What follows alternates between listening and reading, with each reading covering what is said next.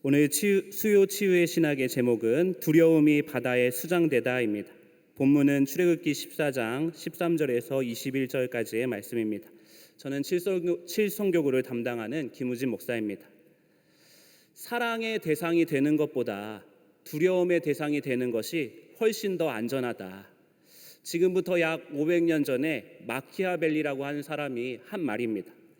이 말은 아직도 우리가 살아가는 세상에서 유효한 말이 되고 있고, 힘을 가진 사람들이나 국가들이 자기를 더 강화하고 독한 두려움의 대상으로 만들고자 하는 동기로 활용되는 말이기도 합니다.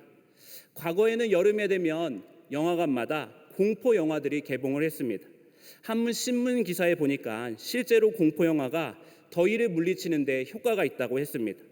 무서운 영화를 보면 동공이 커지고 심장 박동이 빨라지면서 호흡이 가빠지고 몸에 털이 곤두서면서 팔다리엔 근육이 솟고 땀을 흘리게 된다고 합니다.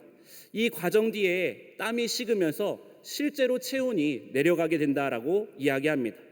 이 공포 영화가 주는 두려움도 사람의 체온을 변화시킬 정도이니 실제 우리가 인생에서 만나는 두려움과 불안과 염려의 힘도 꽤나 강한 것처럼 보여집니다.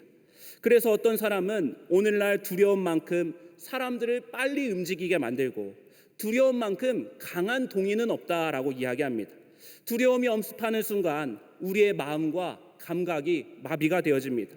모든 움직임이 일시에 정지된 것 같은 느낌을 받게 됩니다. 두려움은 사람들을 움츠리게 만들고 무기력하게 만듭니다. 사람들을 방어적인 태도로 바꿔갑니다. 오늘 본문 말씀은 이스라엘 백성들이 출애굽한 첫 번째 여정에 관한 말씀입니다. 하나님은 이스라엘 백성들이 열흘 정도면 갈 수 있는 해변길이 아니라 돌고 돌아가는 광야길로 인도하십니다. 이 광야길로 인도하시는 목적은 그들의 정체성의 회복과 정립에 있다라고 하는 것입니다. 여러분, 새롭게 되기 위해서는 어떻게 해야 됩니까? 옛것을 버려야 합니다. 하나님은 이스라엘 백성들이 버려야 할 옛것 중에서 가장 시급하게 버려야 할 것이 무엇이었느냐? 그들의 두려움과 불안이라고 말씀하십니다. 이집트 노예 생활을 하면서 하루하루 두려움에 떨면서 살얼음을 걸어갔던 인생들, 벽돌에 할당량을 채우지 않으면 채찍이 날라와서 금세 반사 반응으로 그렇게 살아갔던 사람들, 불안의 삶의 기본 감정이 된 이들에게 하나님은 그들이 새롭게 되기 위해서는 광야라는 장소가 필요하다라고 말씀하신 것입니다. 이런 면에서 아름다운 것들은 항상 시간이 오랫동안 길들여져서 아름다운 것들이 만들어집니다. 신속하고 빠른 것, 인스턴트 같은 것들 중에서는 아름다운 것들을 찾기가 참 힘듭니다. 이 광야의 환경은 척박하고 또 광야의 환경이 참 어려운 것들이 많아서 광야이기도 하지만 이 광야는 시간이 지체되고 시간이 더뎌서 광야이기도 합니다. 하나님의 백성은 거듭나기 위해서 상당히 많은 것들을 버려야 했습니다. 버리기까지 익숙했던 것들을 끊임없이 버리는 연습을 해야 됩니다. 그래서 거듭남이란 걷어냄에서 시작이 된다라고 하는 말도 있다라고 하는 것입니다. 출애굽기 14장은 옛것을 걷어내는 첫 번째 관문에 관한 말씀입니다. 이 관문에서 이스라엘 백성들은 출애굽 여정의 첫 위기를 맞게 되는데 그것은 바로 홍해 바다가 그들을 가로막고 있었던 것입니다. 고대 세계에서 이 바다는 죽음과 두려움의 상징과도 같았습니다. 이곳을 건너간다라고 하는 것은 내가 죽음을 넘어선다는 것이고 죽음을 둘러싼 두려움을 뛰어넘는다라는 의미입니다. 이곳에 이집트의 군대가 수장되었다라고 하는 것은 그들을 두렵게 했던 과거의 모든 일들이 하나님의 승리로 완전히 무력화되고 패배했음을 의미하는 것입니다. 오늘 말씀을 통해 우리의 삶을 두렵게 만드는 모든 불안들이 하나님의 바다에 수장되고 두려움을 뛰어넘어 하나님께서 우리에게 불러주시는 은총의 세계로 나아가는 은혜가 있기를 주님의 이름으로 축원합니다. 첫째로 그 세계로 나아가기 위해서는 멀리 보는 믿음이 필요합니다. 멀리 보는 믿음입니다. 10절에서 11절 말씀에 바로가 가까이 올 때에 이스라엘 자손이 눈을 들어 본즉 애굽 사람들이 자기들 뒤에 이른지라 이스라엘 자손이 심히 두려워하여 여호와께 부르짖고 그들이 또 모세에게 이르되 애굽에 매장지가 없어서 당신이 우리를 이끌어내어 이 광야에서 죽게 하느냐? 어찌하여 당신이 우리를 애굽에서 이끌어내어 우리에게 이같이 하느냐라고 말합니다. 지금 이스라엘 백성들은 홍해 바다와 믹돌 사이 비하 히롯 곧 바알스본 맞은편에 있는 바닷가에 장막을 치고 있다라고 이야기하고 있습니다. 이 사실을 알았던 바로의 정예군들이 금세 군대를 끌고 와서 이스라엘 백성들을 추격하기 시작합니다. 지금 바로는 출애굽 사건으로 인해서 자신의 리더십에 상당한 타격을 입었습니다. 히브리인들의 노동력을 잃어버리고 이집트 내에 경제적인 타격도 입었다라고 하는 것입니다. 이집트에서 이 바로는 신과 같은 존재인데 신이 정치적인 문제도 해결하지도 못하고 경제적인 문제도 해결하지 못하니 체면이 많이 아니었다라고 하는 것입니다. 그래서 어떻게든지 자기가 신의 아들이라는 것을 다시 한번 입증하고 만회하고 싶었습니다. 그런데 이스라엘 백성들이 예상했던 경로가 아니라 다른 길로 가다가 길이 막혔다라는 소식을 듣자마자 병거를 총동원해서 추격을 시작했다라고 하는 것입니다. 고대 이집트 군대의 병거는 특별히 추격 소리부터 두려움을 주었다고 합니다. 실제로 바로가 턱 밑까지 쫓아와서 병거 소리가 마치 지진 소리처럼 들리자 이스라엘 자손들은 심히 두려워 떨었다라고 말합니다. 그래서 그들은 모세에게 애굽에 무덤이 없어서 우리를 여기까지 데리고 와서 여기서 죽게 하느냐 따졌습니다. 차라리 애굽의 노예로 사는 것이 낫지 여기서 허망하게 죽는 것은 우리가 원치 않는다라고 말한 것입니다. 인간이 두려움에 사로잡히면 대개 두 가지 반응을 보입니다. 하나는 무기력해지는 것입니다.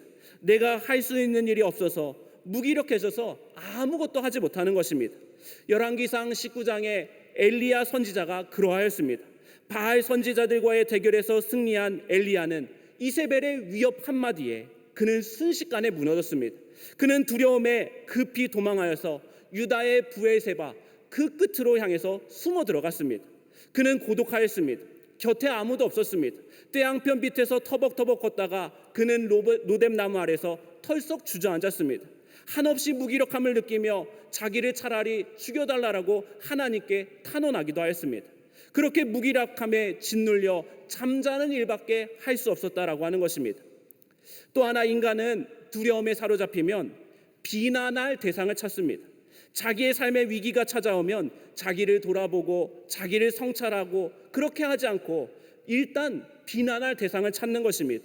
이것이 자기 삶의 주인이 되지 못한 사람들, 약자들의 버릇이라고 하는 것입니다.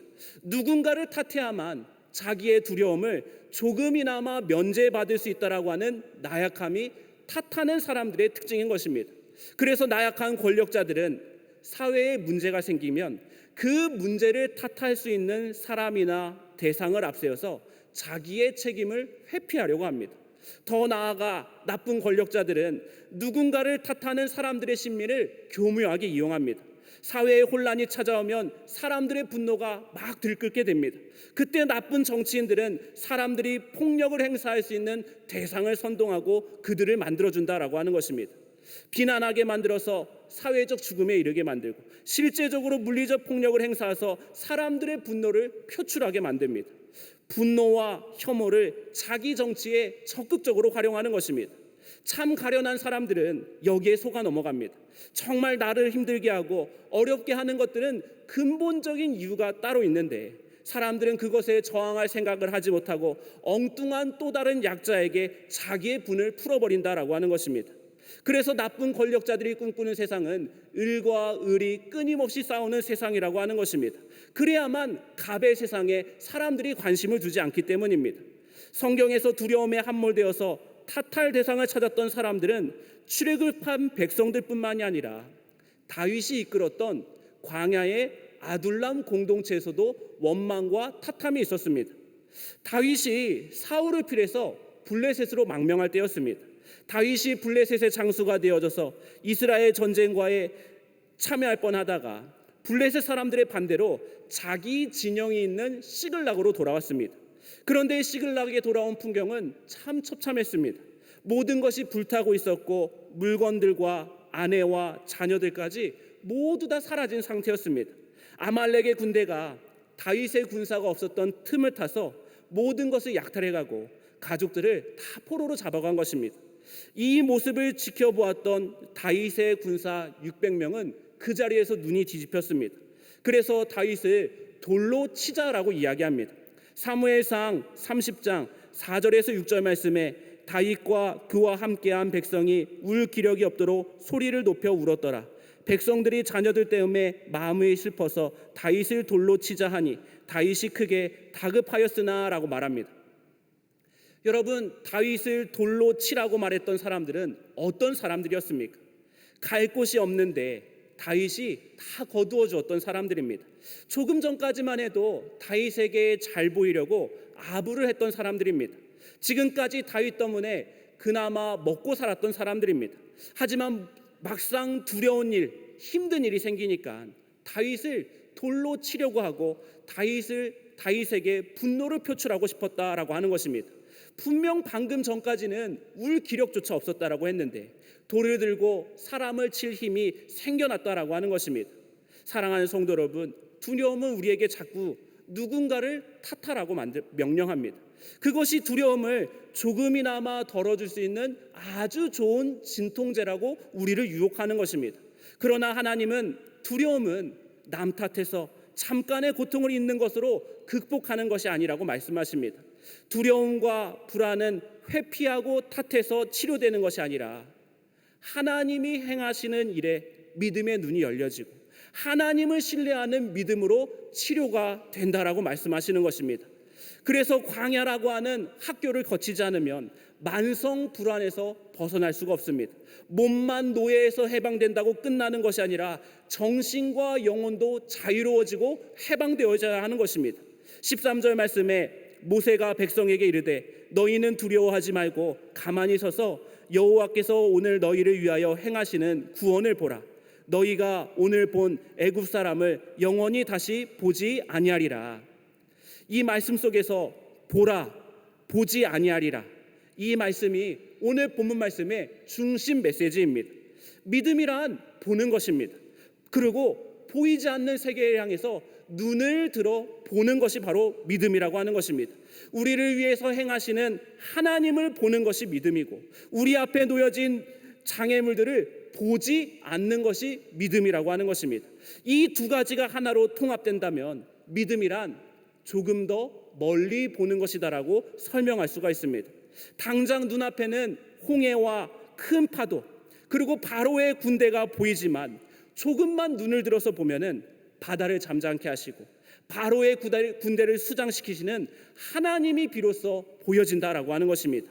27절 말씀에 모세가 곧 손을 바다 위로 내밀매 새벽이 되어 바다의 힘이 회복된지라 애굽 사람들이 물을 거슬러 도망하나 여호와께서 애굽 사람들을 바다 가운데 엎으시니라고 말합니다. 여러분, 이 말씀 속에서 새벽이라고 하는 단어를 주목해 볼 필요가 있습니다. 여기서의 새벽은 밤이 가장 깊은 시간을 뜻하는 단어라고 합니다. 그러나 우리는 알고 있습니다. 그 밤이 가장 깊은 시간이 조금만 지나면 곧 동이 터오를 것을 알고 있습니다. 이 어둠은 영원한 것이 아니라 빛이 곧 임할 것임을 우리는 믿고 있다라고 하는 것입니다. 믿음이란 어둠의 시간에서 빛이 동터올 시간을 신뢰하는 것입니다. 이것이 바로 멀리 보는 그리스도인들의 믿음인 것입니다. 사랑하는 성도 여러분, 조금만 고개를 돌리고 조금만 멀리 보면 다른 것들이 보여지기 시작합니다. 보는 것이 달라지면 나의 두려움보다 훨씬 더 크신 하나님을 뚜렷하게 믿는 은혜가 분명해지는 것입니다. 오늘 저 여러분이 멀리 보는 믿음을 통해서 새벽빛의 은총을 누리며 살아가시기를 주님의 이름으로 간절히 축원합니다. 둘째는 하나님의 사랑법에 대한 신뢰입니다.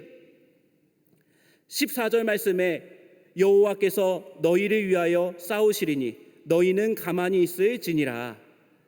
하나님은 이스라엘 백성들에게 자꾸 가만히 있으라고 말씀하십니다. 앞에는 홍해, 뒤에는 바로의 정예 군대가 쫓아오고 있는 상황 가운데서 이 가만히 있으라라고 하는 명령은 도대체 뭘 의미할까요? 전적인 신뢰를 의미합니다. 이 신뢰는 무엇이냐? 믿고 맡기는 것입니다. 앞서 13절 말씀에서는 하나님을 백성을 위해서 싸우시는 하나님이시다라고 소개를 하였습니다. 여러분, 이 홍해가 정말 이스라엘 백성들에게 중요한 변곡점이 되는 이유는 싸우시는 하나님께서 홍해 이전까지는 모든 것을 다 직접 싸우셨습니다. 홍해를 건너기까지 백성들이 칼을 들었다, 전쟁을 준비했다, 이런 장면은 한 장면도 나타나지 않습니다. 하나님이 하나부터 열까지 다 행하셨고 직접 싸우시고 인도하여 주셨습니다. 그런데 홍해를 건너자마자 하나님은 여호수아 같은 사람들, 믿음의 신실한 사람들을 세워가지고 적들과 싸우게 하십니다. 이것이 뭘 말해주냐? 홍해 이전과 홍해 이후에 신앙과 삶이 반드시 달라지는 지점이 있다라고 하는 것입니다. 하나님은 자기 백성이 아직 스스로 설 수 없는 상태에 있을 때는 모든 것을 책임져 주시고 모든 것을 다 직접 해결하십니다. 그런데 조금이라도 스스로 발을 떼서 걸어갈 수 있고 스스로 숟가락을 들어서 밥이라도 먹을 수 있는 상황이 되면 그때부터는 하나님이 모든 문제를 일일이 해결해 주시는 것이 아니라 해결할 수 있는 능력을 우리에게 부어주시고 자기 백성이 일어선 사람이 되어져서 직립하는 사람으로 살아갈 수 있도록 도우신다라고 하는 것입니다. 이제는 조금이나마 성숙한 사람이 되었기 때문에 우리는 하나님께서 내 삶의 문제를 다 해결해 주시지 않는다라고 해서 원망할 필요가 없는 것입니다. 오히려 이 문제에 하나님이 직접적으로 개입하지 않아서 오히려 감사할 뿐입니다. 내가 조금 더 성장하였기 때문에, 내가 이제는 하나님을 의지하면서 하나님이 도와주시는 힘으로 이 문제를 해결할 수 있는 믿음의 분량이 생겼기 때문에 하나님이 스스로 해보라고 우리에게 기회를 마련해 주시는 것입니다. 내가 도와줄 테니 이제는 스스로 딛고 일어나 걸어가 보라라고 말씀하시는 것입니다. 이것이 하나님의 사랑법입니다. 여전히 어린아이적 초보 신앙만 가지고 하나님 내 문제를 왜 해결해 주지 않으세요? 맨날 이렇게 할 수 없습니다. 홍해를 건너기 이전에는 주님의 뒷공무니만 쫓아다니기 바빴습니다. 급할 때만 찾는 하나님이었다라고 하는 것입니다. 그러나 홍해를 건넌 이후에는 주님과 동행하는 방법을 배운 것입니다. 언제나 주님이 나와 함께 계시다라는 사실을 신뢰하게 되는 것입니다. 홍해를 건너기 이전에는 내 삶의 문제만 해결해 달라고 했습니다. 그러나 홍해를 건넌 이후에는 하나님이 나에게 무엇을 원하시는지, 하나님이 지금도 행하고 계신 일들에 내가 참여하는 은혜를 누리며 살아간다라고 하는 것입니다. 홍해를 건너기 이전에는 두려움이 엄습하면 그 불안을 표출하는데 바빴다라고 하는 것입니다. 그래서 두려움의 숙주가 되어져서 주변 사람들을 괴롭혔습니다. 그러나 홍해를 건넌 이후에는 두려움 중에 멈출 줄 아는 방법을 배운 것입니다. 주님이 가라 하면 가고 멈추라 하면 멈추는 방법을 그제서야 배웠기 때문입니다. 중국의 공자의 이야기 중에 이런 이야기가 있습니다. 어느 날 공자가 노나라 황공이라고 하는 사람의 사당을 구경하게 되었다고 합니다. 그런데 그곳에 하나의 그릇이 전시가 되어져 있었습니다. 그런데 이 그릇이 비스듬하게 기울어져 있는 것입니다. 그래서 공자가 누가 이 그릇을 만져서 그릇이 기울어졌나 보다라고 하고 만지려는 순간 묘지기가 나타나서 이런 말을 했다고 합니다. 원래 기울어 있는 그릇이 맞습니다. 살아생전 황공께서 늘 자기 곁에 두었던 그릇입니다. 비면 기울어져 있고 중간쯤 차면 바로 서고 가득 차면 엎어지는 신기한 그릇입니다 라고 말했다고 합니다. 공자는 그 말이 너무나 신기해서 제자들에게 이 그릇에 물을 채워보라 라고 했다고 합니다. 그러자 물이 중간쯤 차니까 바로 서고 물이 가득 차니까 그릇이 엎어졌다고 합니다. 그래서 그 물이 다 쏟아지고 비워진 그릇이 비스듬하게 세워진 것입니다. 공자는 그때 깨달았다고 합니다. 아, 가득 채워지는 순간 엎어지게 되는구나. 중간쯤 차야 바로 설 수 있구나. 그래서 차면 덜어내고 가득 차기를 경계한다라고 하는 지만개영이라고 하는 사자성어를 만들었다고 합니다. 멈출 줄 아는 것, 비우면 덜어낼 줄 아는 것, 이것이 하나님의 사랑법을 배운 성숙한 그리스도인들의 삶의 태도라고 하는 것입니다. 족한 줄 모르고 조금 더 차지하기 위해서 무리수를 두다가 망신을 자초하는 이들이 많습니다. 바로 이집트의 군대가 그러했다라고 하는 것입니다. 이집트의 군대가 홍해에 수장된 이유는 그들이 멈출 줄 몰랐기 때문입니다. 욕망이라고 하는 이름의 병거에 올라타서 끊임없이 질주하다가 결국은 바다에 수장되어서 멸망을 자초했다라고 하는 것입니다. 욕망에 사로잡혀 살아가는 사람일수록 자기 속에 결핍이 큰 것처럼 보여집니다.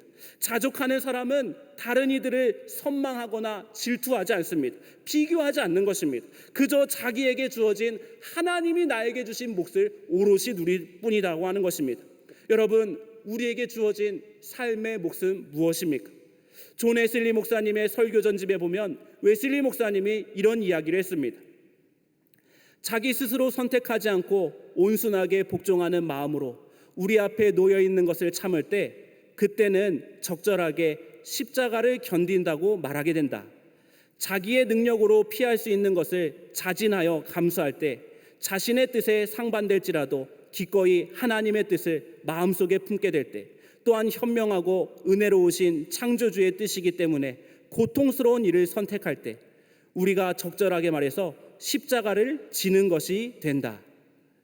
십자가를 견디는 것과 십자가를 지는 것이 다르다라고 웨슬리 목사님은 말합니다. 하나님은 우리가 십자가를 견디는 신앙 수준을 뛰어넘어서 능동적으로 십자가를 지는 신앙으로 나아가기를 원하십니다. 이것이 하나님의 사랑법의 궁극적인 목표다라고 하는 것입니다. 오늘 저 여러분이 주의 풍성한 사랑을 누려서 우리에게 주어진 십자가의 목, 그것을 오롯이 질 수 있는 적극적이고 능동적인 신앙으로 성숙되어져 나아가기를 주님의 이름으로 간절히 축원합니다. 마지막 셋째로 불가능의 가능성을 위한 손듦입니다. 불가능의 가능성을 위해서 손을 든다라고 하는 것입니다. 16절 말씀에 지팡이를 들고 손을 바다 위로 내밀어 그것이 갈라지게 하라. 이스라엘 자손이 바다 가운데서 마른 땅으로 행하리라. 하나님은 바로 앞에 나아갈 때 사용했던 그 지팡이를 손에 들고 바다 위로 내밀어라 라고 말씀하십니다. 아무리 믿음이 있다라고 할지라도 지팡이를 내민다고 바다가 갈라지는 것은 아닙니다. 우리가 모세와 같은 기적을 체험해 보겠다고 해서 맨날 동해바다에 가서 지팡이를 내밀어 봤자 아무런 일도 일어나지 않을 것이 분명합니다. 여기서 말하는 지팡이는 무엇을 상징하냐면 불가능의 가능성을 상징합니다. 불가능의 가능성이 무슨 말이냐? 우리가 원수도 사랑하라고 하는 것이 현실에서는 사실은 쉽지 않은 일입니다. 인간의 죄성은 그런 사랑은 불가능하다라고 말합니다. 그런데 내 의지와 능력으로 안 되는 그 일을 내가 할 수 없다고 주님 앞에 손을 들어버릴 때 하나님의 가능성이 그 일을 행하게 만드신다라고 하는 것입니다. 우리가 잘 부르는 찬송가 중에 천부여 의지없소서라는 찬송가의 가사 중에 천부여 의지없소서 손 들고 옵니다. 주 나를 외면하시면 나 어디 가리이까 고백합니다. 우리 안에 수많은 불가능성이 도사리고 있는데 주님이 우리에게 힘 주시고 능력 주시지 않으면 결국 우리는 방황하고 유리하는 인생을 살아갈 수밖에 없다라는 고백입니다. 결국 지팡이를 내민다라고 하는 것은 나의 불가능함을 고백하며 두 손 두 팔 다 들고 주님 앞에 나아가겠다라고 하는 전적인 포기, 전적인 주님을 향한 신뢰를 향한 고백이라고 하는 것입니다. 사랑하는 성도 여러분, 사람의 희망이 그쳐진 자리에서 하나님의 희망이 시작되는 것입니다. 우리의 가능성이 사라진 자리에서 하나님의 가능성이 시작되는 것입니다. 우리는 실패해도 하나님은 결코 실패하지 않으시기 때문입니다. 뒤에는 바로의 군병들이 쫓아오고 앞에는 홍해 바다가 넘실거릴 때, 그래서 모두가 공포에 사로잡혔을 때 홍해의 바닷물이 열려지게 됩니다. 광야에서 굶주림에 시달리던 백성들 앞에 만나가 내려졌고 목마름에 죽어가던 백성들의 반석에서 물이 터져 나오게 되어졌습니다. 베드로가 주님의 부름에 응답하여서 사납게 일렁이는 바다 위로 발을 내렸을 때 그 물은 육지처럼 그의 몸을 떠받쳐 주었습니다. 이미 죽은 나사로가 시체가 부패하여 냄새가 나는 그 모든 가능성이 차단된 상황에서 예수 그리스도의 말씀 한마디에 그는 부활하여 가족 품에 안겼다라고 하는 것입니다. 이사야 55장 8절 말씀에 나의 생각은 너희의 생각과 다르며 너희의 길은 나의 길과 다르다라고 주님께서 말씀하여 주셨습니다. 여러분, 내가 할 수 없다라고 손을 들 때 하나님이 일하시는 것입니다. 나의 생각과 나의 지혜의 유한함을 인정하며 주님께 나아갈 때 주님의 무한한 지혜와 섭리가 임하게 된다라고 하는 것입니다. 누가복음 18장 13절 말씀에 세리는 멀리 서서 감히 눈을 들어 하늘을 쳐다보지도 못하고 다만 가슴을 치며 이르되 하나님이여 불쌍히 여기소서 나는 죄인이소로이다 하였느니라. 예수님은 자기는 늘 옳다라고 늘 자기 의로움만 드러내는 바리새인과 달리 감히 하늘조차 쳐다볼 수가 없어서 자기의 부족함을 인정하며 나아가는 세리를 향해서 자기를 낮추는 자가 높아지리라라고 말씀하여 주셨습니다. 하나님은 자기의 부족함을 인정하는 사람을 보고 싶어 하십니다. 그들을 통해 하나님은 평화를 만들어 가시고 소망을 만들어 가시고 복음의 지평을 넓혀 가신다라고 하는 것입니다. 오늘 저 여러분이 하늘 아버지, 내 힘과 능력이 없어서 손 들고 나갑니다. 그렇게 고백하며 나아갈 때 홍해가 갈라지고 자기 백성을 구원하시는 하나님의 역사가 우리의 삶을 통해서 증거되는 줄 믿으시기를 주님의 이름으로 간절히 축원합니다. 기도하시겠습니다. 자비로우신 하나님, 우리는 표대이신 주님을 바라보며 걷는다 할지라도 한눈을 팔 때가 참 많이 있습니다. 방심한 사이에 우리는 마땅히 가야 할 길을 벗어나 엉뚱한 길로 나가곤 합니다. 어느 순간 화들짝 놀라 삶의 방향을 되돌려 보려고 하지만 이미 몸과 마음의 밴 습성이 우리를 놓아주지 않습니다. 주여, 우리를 바른 길로 인도하실 분 오직 예수 그리스도이신 줄 믿사오니 헛된 것들을 따라가지 않게 하여 주시고 우리의 길을 지켜보하여 주시옵소서. 더 멀리 보게 하여 주시고 하나님의 사랑법을 신뢰하며 성장하게 하여 주시며 불가능한 상황 속에서도 하나님의 가능성을 믿고 의지하는 믿음을 부어 주시옵소서. 우리 주 예수 그리스도의 이름으로 기도하옵나이다. 아멘.